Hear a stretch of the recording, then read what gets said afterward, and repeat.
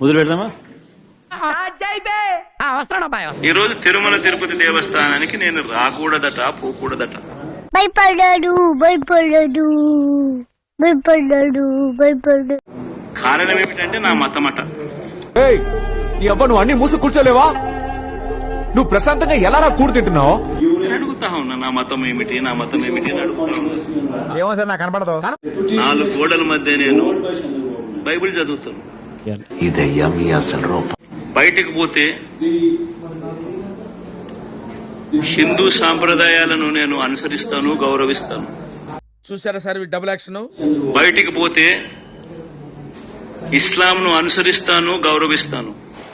Mic బాగా పగడ్బందీగా plan చేసావు మైక్. బయటికి పోతే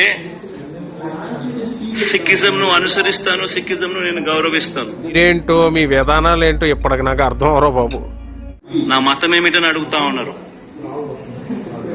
నా మతం మానవత్వం. ఇది ఎక్కడ హిందుత్వం అండి? ఇది ఎక్కడ హిందూయిజం అండి? కారు చూపే నంది ముందు రంగు మార్చిన పంది, కారు కూతలకు వస్తే కపాలం పగిలిపోతే. Oils such as repressed oil, cotton, palm oil ఇటువంటివి తిన్న ఎన్నాళ్ళు నీకు వెర్రి వేపకాయ అంతే ఉందనుకున్నాను రా. గుమ్మడికాయ అంత డెవలప్ అయిపోయింది. పరిస్థితులు ఆ ఆవులో ఉంటే ఈ రిపోర్టులు ఈ మాదిరిగా రావచ్చు. గుడ్, ఎల్కేజీలో పడండి. రాక్షస రాజ్యం నడుస్తా ఉంది. ఈరోజు సొసైటీలో ఉన్న ప్రాబ్లమ్స్ గురించి ఆలోచిస్తుంటే నాకు గూస్ పింపుల్స్ వస్తున్నాయి సార్. దేవుడి దగ్గరికి దర్శనం చేసుకునేదానికి వెళ్తాము అని అంటే కూడా ఎంత పిరికి సన్నాసులు సీమలు ఎలాగరా పుట్టారు?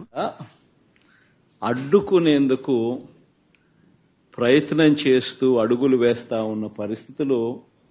అటు చూడు బే. తిరుమలలో నువ్వు లోపలికి వెళ్ళాలంటే ఈ బోర్డు ఉంటుంది. ఈ బోర్డు ఏమని రాస్తుంది? మీరు హిందూ కాకపోయినా సనాతన ధర్మాన్ని నమ్మితే మీరు అఫిడవిట్ లో సంతకం పెట్టి లోపలికి రావచ్చు అని కూడా ఈ బోర్డు లో రాసింది. ఇప్పుడు ఎక్కడ కొట్టాలరా నిన్ను? పట్టుకుంటే పని మార్గం లేదా? No objection for admission of non Hindu pilgrims into TTD temple. ప్రజలు నిజాన్ని తెలుసుకోవాలి. చూడండి, provided she furnishes the declaration in the prescribed format. అంటే ఈ విషయంలో మీరు ఏం చేయలేరా? కొంచెం ఎత్తుకోవాలి. కొంచెం ఎత్తితే కుర్చీ ముందుకు రావచ్చు. ఏంటి మమ్మీ ఎవడీడు? నా ముందుకు వచ్చేసి, కొంచెం ముందుకు వచ్చేస్తే ఇక్కడికి వచ్చేసి ఖాళీగా. ఈ లేడీస్ కి అసలు ఫీలింగ్స్ ఉండవు. ఎంత గ్లామర్ గా రెడీ అయ్యాను. పట్టించుకో.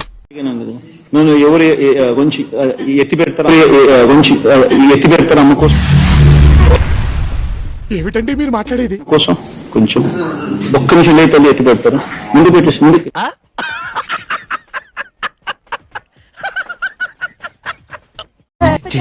కామాంధుడు ఆడది కనబడితే చాలు బుద్ధి బానించుకోడు.